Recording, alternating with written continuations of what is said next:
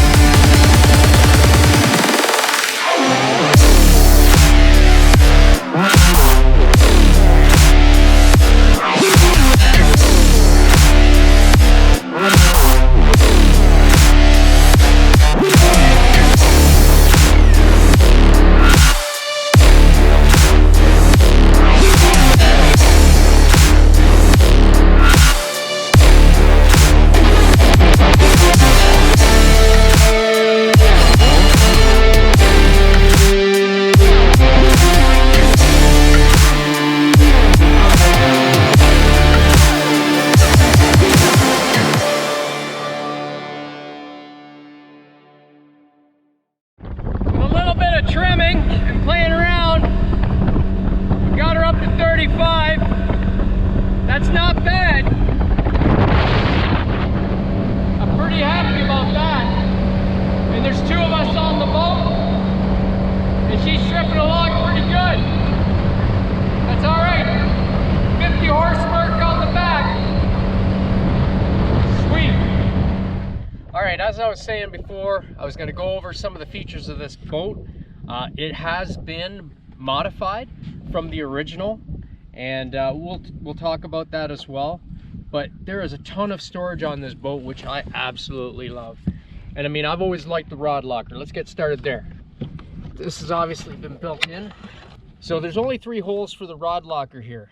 I don't really like doubling up rods like this, but using the rod socks really helps out. But I think what I'm going to do is I'm going to make some modifications, add some more up here, and then add another spot at the back to lean the rods on. Should give me lots more, but I'll do it like this. Great just to have a place to put your rods. Comes with the Motor Guide XI3 with the pinpoint GPS. It's 55 pound, 12 volt. It's not bad. I got a chance to try it out. I've never operated one of these wireless with the remote kind of things. I would like to buy the foot pedal. I've heard different things about the foot pedal and how it operates. Some say it's good, some say it's bad. If I can use my foot pedal, I can keep my hands free. That's the way I would prefer. Not that the remote isn't a good idea, because I actually got pretty good at it. I wish I would have read the instructions before I come out. That would have made life a lot easier. Next from that, tons of storage. This thing is like super deep. Whoever designed this put a ton of storage in here. I've got so much in here, it is absolutely crazy. I love that. But that's just the storage here. Got storage here in the step up as well. Lots, and this boat is just chocked full of storage. Also, I need to do stuff here with the console as well. I got to add some more stuff to it. I'll show you some of the pieces once I get off the water. These used to be pedestal seats. The original boat, this didn't exist, this area here. So somebody's modified it, put the seats right here, and just to show you, storage galore. And this thing goes all the way back. So you can just stuff things in this boat. I gotta tell you, it's one of the best things I like about it is the amount of storage. I've even got room under here, under the console, something I didn't have before. Not a lot, but here I can shove things under there too. Every boat's gotta have a live well. And I've got one of those too. It's just a single, but it's a good size. Let's have a look back here. This is where the gas tank is. I'm gonna have to put some sort of mounting system for it. because it's getting bounced around and I don't really like that. So I'm gonna have to put something like a bracket to hold that down so it's not moving around all over the place. More access. And you can see the batteries in here. It's got a 4-bank charger right here. Prologics. There used to be, previous owner had 4 batteries in here. More storage. Again, tons of storage. Life jackets, paddles in here, bumpers, you name it. Okay, like I said, this is a 50 horse Merc with, it's a 4-stroke. You can see there's been a little bit of damage here. I was told that a strap let go here on the back somewhere that he was using, and this is what happens when you're driving on the highway and you got a loose strap. It kind of buggered it up a little bit. I'm gonna try and fix that. I'm not sure what I'm gonna use yet, but I'm gonna try and see if I can touch it up a little bit and maybe fill some of this roughness in and fixing it up. Motor runs great. It's a positive, I have to say. This boat is awesome. It is laid out really well. Big casting decks, front and back. I'm thinking about mounting pedestal seats. Like I said, this has changed quite a bit. Somebody wanted to add storage and casting decks, which is not a bad idea. So you've turned basically an aluminum boat into kind of a bass boat. Anyways, I'm gonna take this boat out for another little bit of a run, maybe a few casts, and then I will go over some of the other stuff with the sonar units I'm gonna put in and other things I'm gonna do when I get home. Okay, back in the garage. Did the water portion, and that was a lot of fun. What I'm going to do is just give you a little tour of the stuff that I'm planning on putting in the boat, and go from there, some of the upgrades I'm gonna do. Anyways, I told you I didn't have sonars on this boat, and I've already bought another one. The Helix 7 G3N. Picked this up at Extreme Marine in Nilestown. Thanks to the boys there for all their help.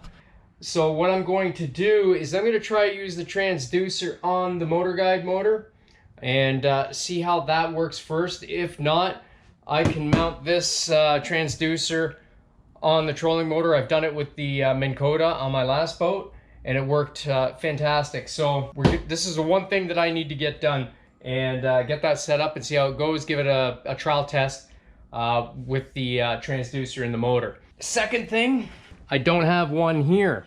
So let's pull this out. The good old Garmin Striker Vivid 5. That's my ice bundle.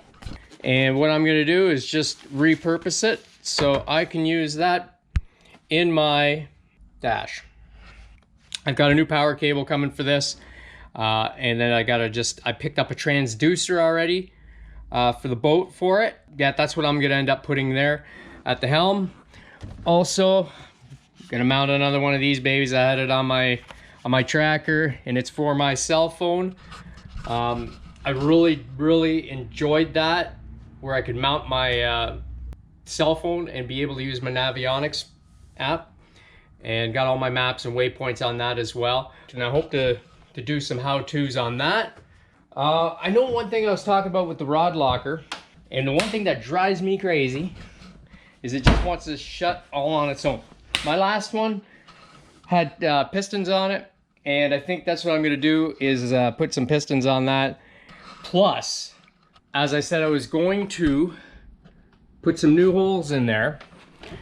So that being said, I picked up these 2-inch furniture hole grommets. Okay, plastic grommet, ABS pipe, and it fits in ABS pipe. So I'm going to be cutting that up and adding more on that end. Once I figure all this out, that's what's going in there. So I'm looking forward to that. It's another little project I got planned. Can't wait to get that started. Anytime you can customize the rod locker a little bit more, it's a pretty big deal. So, the fuel tank. I was thinking about putting a bigger tank in here. This is only a 6-gallon. So I'm thinking about, I got lots of space in here, so I've got to take some dimensions, see if I can get to a 9 or 12, if I can make it work. Because the least amount of times I got to fill this boat up, the better, right? This locker here, where the batteries are, and the 4-bank charger. But as you can see, the batteries are just kind of laying in there. No tray, no strap. These were straight, but I have obviously gotten banged around and bounced around. So what I am going to do is put them in the battery box, which I believe will fit in there. And these are Group 24 batteries. And this comes with the mounting hardware and everything that you need, straps. And then all you do is put the batteries in. I paid the same price for one of these battery boxes as I would just a tray. And I thought, you know what, that'll look cleaner and a lot more finished. So I bought a couple of them. Gonna take those batteries, gonna put them in there, clean it right up, make sure they're fastened down, strapped down, whatever. And that way I'm not gonna have all this stuff going on. I like things clean and organized. My transom saver, you can see right here, is missing the rubber piece. That has caused a little bit of a problem here, where the motor got a little bit, yeah, scraped up and stuff right in here. So not much I can do about that. It is what it is, but that's from the rubber piece missing in there. So what I've done is, because I didn't want to buy a whole new unit, I ordered me one of these. It's the insert that goes in there. Just take those bolts out. I just saved myself a pile of money. And this will work. Once you get that in there again, good as new. I had to improvise and just use some foam. It was bouncing around on that metal right there, and that's not cool. So I keep thinking, what else do I want to do? I was thinking about changing out the trailer lights to the LEDs. I had them on my other boat, and that was a lot nicer. I want to put new rims on this too, just to spruce it up a little bit. Other than that, the boat and everything is in good shape. Like I said, the bow roller's got a crack right there, so that's gonna have to be redone. You know, so little things that you want to do to just make it your own. A bunch of stuff I want planned here for the boat, so I got to get on top of it so I can also fish, right? Anyways, I just wanted to share my rig. I really love it. It's starting to wear on me now. You know, it's in pretty good shape. With a little more tweaking, I get this thing to be a good fishing machine. The boat also comes with a bimini top, as you can see right there. I'm not a big fan of those. You want to stay out of the sun, that's probably not a bad thing. But at least it looks like it's in good condition. Everything in this boat looks like it's in pretty good condition. Previous owner looked after it pretty well. He helped me out with a lot of things. I wasn't sure about, you know, stepping back from a 15 to a 06. Didn't know what to expect, but you know, when you get out there, you fire up that motor, no problems. It runs like a top. And you know, you start thinking, well, maybe this isn't so bad. The boat runs lighter than my tracker. I figured out the whole trim thing with this boat and how to get it to respond out of the hole shot a little bit better. I was going to change over to a 4-blade, but now after messing around with it and getting the speeds I was getting and getting up on plane pretty quick, I think I'm gonna leave it for the time being. A lot of tweaks and, you know, dialing it in just the way you want.